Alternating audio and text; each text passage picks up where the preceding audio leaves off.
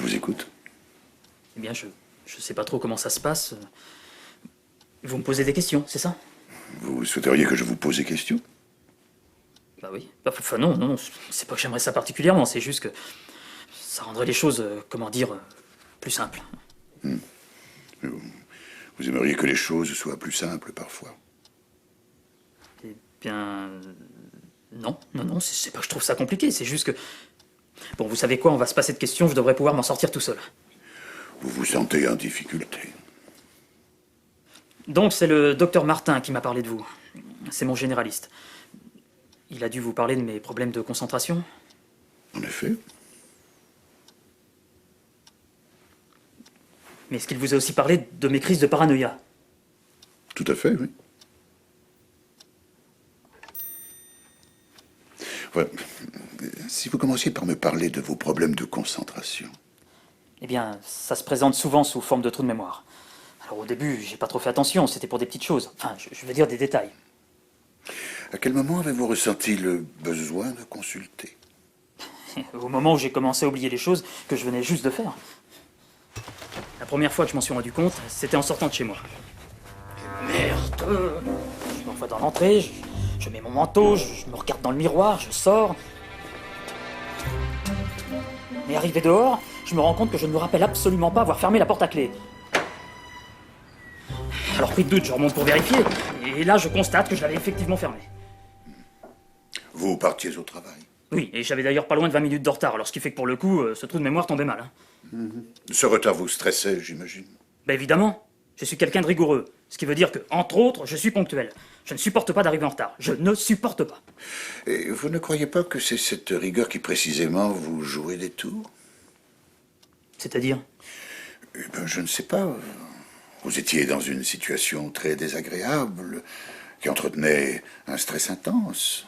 Votre attention était accaparée par ce retard que vous accusiez, pas sur ce que vous faisiez, à savoir fermer la porte à clé. Mais oui, mais vous imaginez bien que j'y ai pensé. Le problème, c'est qu'après avoir vérifié que la porte était bien fermée, je suis redescendu.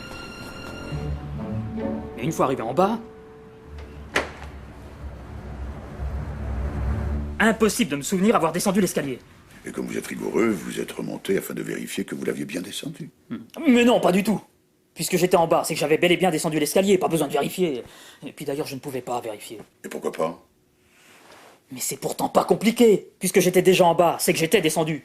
Mais c'est pas en montant par les escaliers que je me serais prouvé que je les avais descendus. Ça a bien marché pour la porte. Mais ça n'a rien à voir. La porte était toujours fermée que je sois descendu ou pas. Il suffisait de vérifier. La descente des escaliers, ce n'est pas un événement qui dure dans le temps. Une fois qu'on est en bas, rien ne prouve qu'on les a descendus à pied ou à cheval si on s'en souvient pas. Vous me suivez, là? Oui, oui. Puis, il n'y a pas que le coup de la porte. Il m'arrive très régulièrement de rentrer chez moi, d'enlever mes chaussures, lire mon courrier, avant de me rendre compte que la lumière est restée allumée. Vous voulez dire déjà allumé? Non, je veux dire rester allumée. J'habite tout seul, donc personne n'a pu allumer la lumière à ma place. Oui, vous aimeriez sans doute que quelqu'un soit là pour vous allumer la lumière. Bien, c'est pas que je me plaigne, hein. Mais c'est vrai qu'un peu de chaleur en rentrant, l'odeur du dîner qui mijote... Mais c'est pas de ça qu'on parle. Ce que je suis en train de vous dire, c'est que pour une raison ou pour une autre, je laisse les lumières allumées chez moi en partant le matin, et que je me retrouve à payer des factures d'électricité exorbitantes. Est-ce bien l'argent le fond du problème?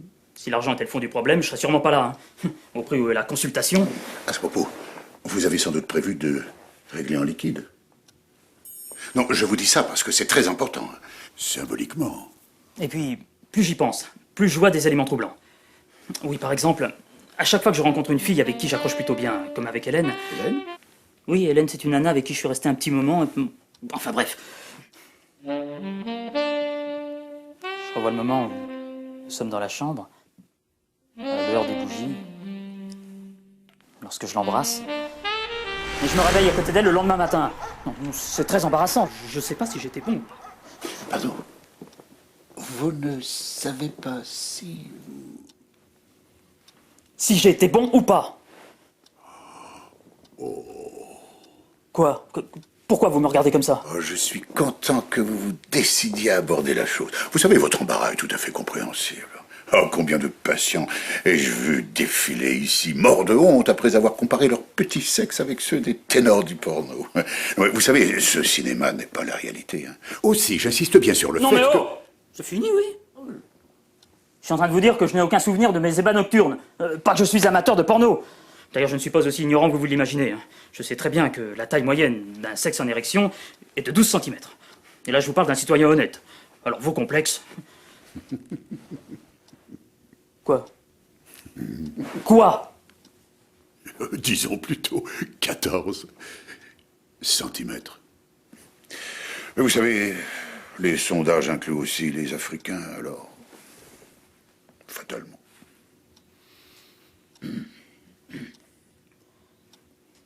Et puis, je ne vous ai pas encore dit le plus troublant. Il m'arrive de voir apparaître des gens. Racontez-moi ça. Je me suis vraiment inquiété quand ça m'est arrivé au travail. Je venais d'ouvrir la porte de mon bureau, il était 9 h, semblait normal. Je pose mon porte-document, je jette un œil au papier que j'avais laissé la veille, et là... Qu'est-ce que vous foutez là, vous? Mais je vous apporte votre café, comme tous les matins. Mais par où vous êtes entré, nom de Dieu? Il n'y a même pas de porte de ce côté-là. Je suis sûr qu'elle n'était pas là quand je suis entré. C'est tout simplement impossible. Vous portiez pas une chemise beige tout à l'heure?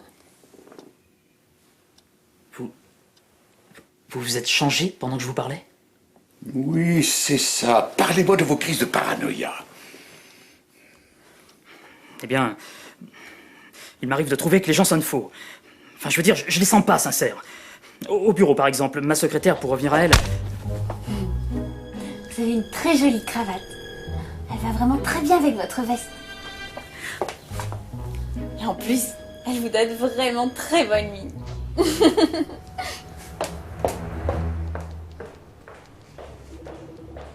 Et donc, que ressentez-vous dans ces moments-là? Je ne sais pas, j'ai l'impression qu'on se moque de moi, ou que les gens n'osent pas me dire ce qu'ils pensent. Ça peut vraiment être très embarrassant dans certaines circonstances. C'était vraiment divin.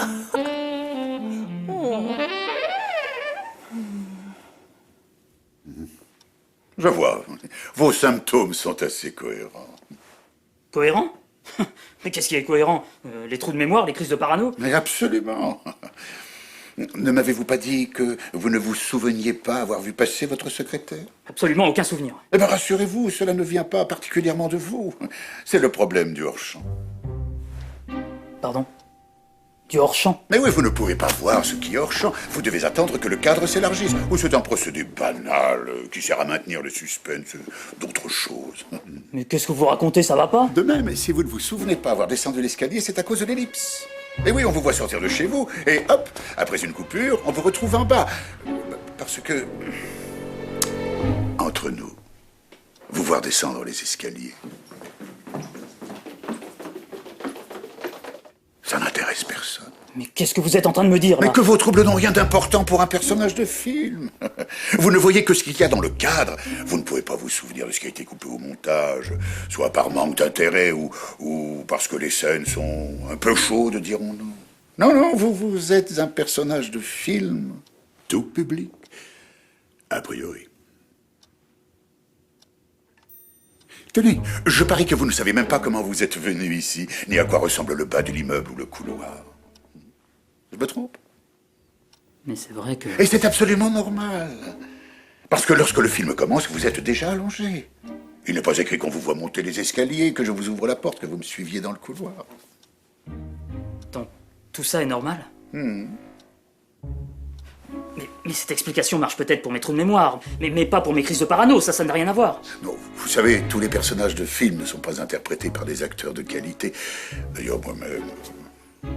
certains sonnent moins naturels. Vous n'avez jamais vu de mauvais films? Mais si, bien sûr. Mais si j'étais vraiment dans un film, je ne me rendrais pas compte de tous ces éléments, ça me paraîtrait naturel, non? Le fait d'en parler avec vous, c'est bien une preuve de mon libre arbitre. Mais malheureusement, non. Vous ne pouvez faire et dire que ce qui est écrit. Ce qui signifie que même cette conversation est écrite. Eh oui, on ne peut pas fausser compagnie au texte. En revanche, on peut se l'approprier et croire alors à son libre arbitre. Donc, Quoi que je fasse, tout est prévu. Et pour votre chemise? Oh, juste un faux raccord. Ça arrive parfois. Alors quelque part, il y a sûrement des gens en train de nous regarder. Les spectateurs, oui. Du moins, ceux qui pensent l'être. Comment ça, qui pensent l'être? Enfin, vous, par exemple, vous êtes déjà allé au cinéma, n'est-ce pas? En tant que spectateur, et pourtant, vous êtes un personnage. Ça vous dérangerait d'être clair? Lorsque vous regardez un personnage au cinéma, vous êtes spectateur. En revanche, lorsque vous quittez le cinéma, comme par exemple ici, là maintenant, dans mon cabinet, vous êtes un personnage observé par des spectateurs. Or, lorsque les spectateurs ont fini de nous observer, pourquoi ne deviendraient-ils pas, à leur tour, eux aussi, les personnages de quelqu'un? Mais ils sont au courant de ça? Oh, vous savez, nous sommes là pour dire un texte, le reste nous importe peu. Si en plus il fallait s'occuper des problèmes métaphysiques du public...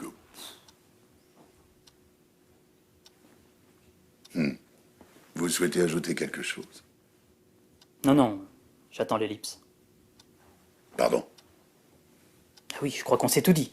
Alors j'attends la coupure qui me ramènera chez moi ou dans ma voiture. Vous savez, à part le générique de fin, je ne vois pas ce qui pourrait vous dispenser de me régler cette consultation.